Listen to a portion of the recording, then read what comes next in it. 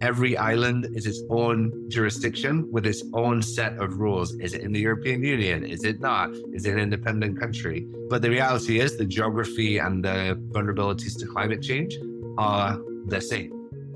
What are some of the higher order pressing issues that folks from large continental countries may not immediately assume or understand are consequential things that are life threatening, country threatening to these small island developing states that are themselves fighting for their voice, their place at the table, which, as we've discussed, COP is unique in that it is one voice, sort of one state, one voice. There's no sort of weighting by size of country at COP, which is beautiful. But could you enunciate some of the struggles or challenges that countries like Palau, as an example, are dealing with as a result of the climate change that they're encountering?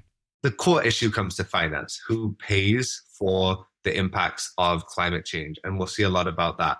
But actually, one of the interesting issues that the island states are focusing on is how do we measure vulnerability, moving away from GDP? Because often the small island states get put in a middle or upper income bracket because of being a small size, often having large hotels, large tourism industries. But that does not necessarily reflect the reality. So when they're put in this kind of higher income group, they actually lose access to certain finance from the UN and from other organizations. So one of the issues is actually around how do we measure vulnerability and how do the small island states fit into that as vulnerable places? Because we can look at places like Dominica, for example, that was devastated a few years ago by a hurricane. You could have your entire GDP of an entire country wiped out overnight.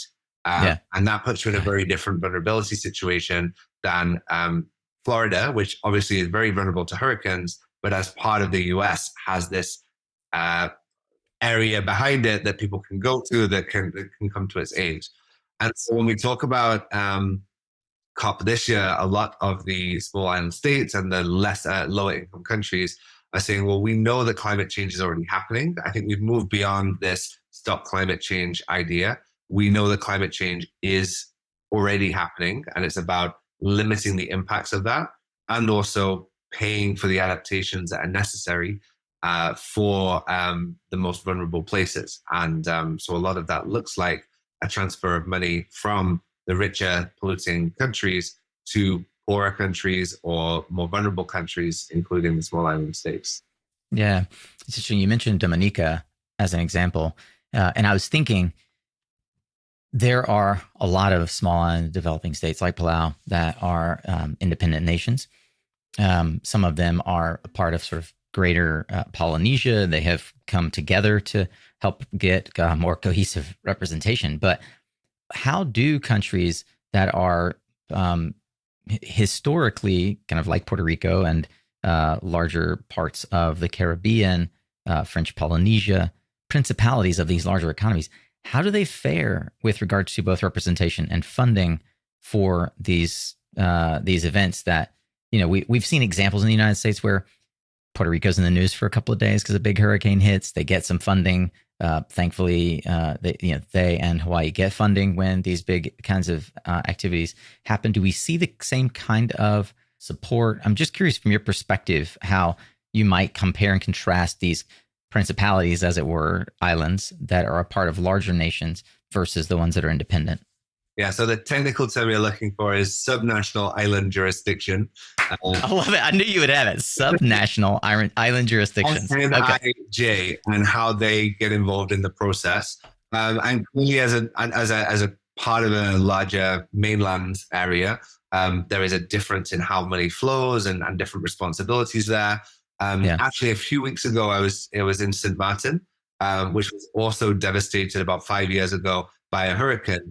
And interestingly, the island is the only place in the world where France and the Netherlands have a border, because the island is split down the middle between France and the Netherlands. It's a very small island.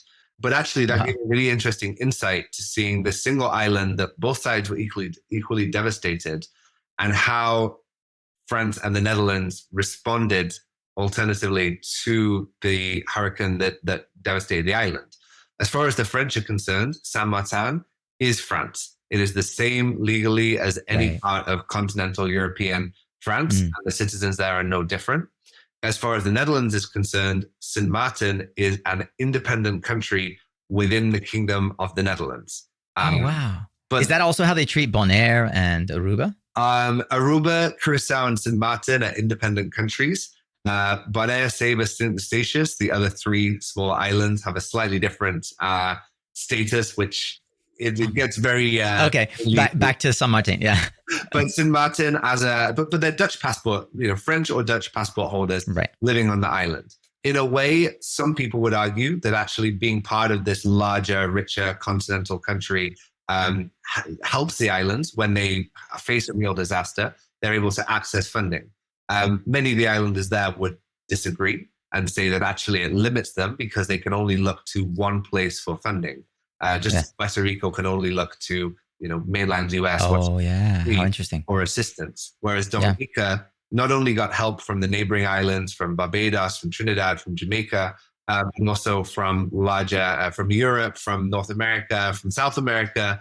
Many different places were able to come in. And the same applies to financing. Even if you want to look at financing a new solar park in these countries, normally in the Caribbean or small island states, that financing comes from international development funding. Mm-hmm. But if you're technically part of the Netherlands or US, you are not a developing country, and therefore this kind of funding. So the Caribbean is kind of interesting in that sense because every island is its own jurisdiction with its own set of rules. Is it in the European Union? Is it not? Is it an independent country? But the reality is the geography and the vulnerabilities to climate change are the same when it comes to the people living. So how do they access the funding that they need to make that transition?